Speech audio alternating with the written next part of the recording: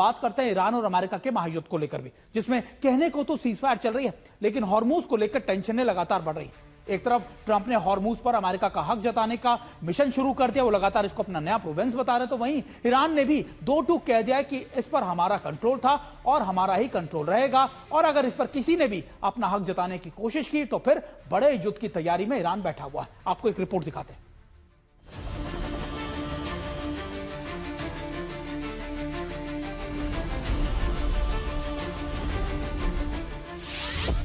America Iran के बीच धमकियों वाले बयान, हुर्मुज को लेकर और बढ़ा घमासान,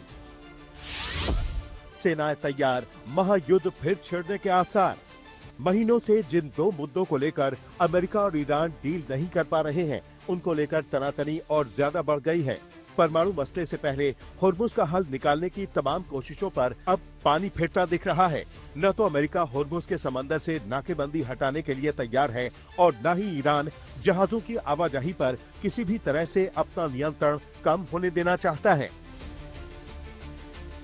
इस तनातनी की आग में घी डालने का काम किया डोनाल्ड ट्रंप के उस बयान ने, जिसमें हुर्मुज को अमेरिका का हिस्सा बनाने की बात कह दी गई थी।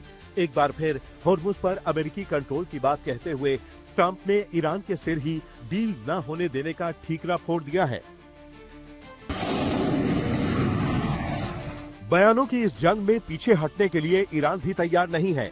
पहले उसने ट्रंप के हुर्मुज वाले बयान पर दो टूक कह दिया था कि सोशल मीडिया पर लिखने या फिर चुनावी भाषण के जरिए ट्रंप का ये सपना पूरा नहीं हो सकता। अब उसके कमांडर अमेरिका को सबक सिखाने की धमकी दे रहे हैं, ऐसा सबक कि इतिहास याद रखेगा।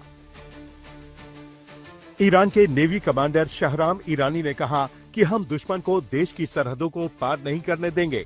आज तक ईरान की सशस्त्र सेनाओं की सतर्कता और तैयारी की वजह से दुश्मन अपने मकसद में कामयाब नहीं हो पाया है। हमारी जिम्मेदारियों में से एक ये है कि हम दुश्मन को ईरान की पवित्र जमीन के करीब आने से रोकें। अगर वो ऐसा करने की कोशिश करते हैं तो उन्हें सशस्त्र सेनाओं की जवाबी कार्रवाई का सामना करना पड़ेगा। आज ईरानी राष्ट्र के बेटे समुद्र में मजबूती से डटे हुए हैं और दुश्मन को एक भी कदम आगे नहीं बढ़ने देंगे।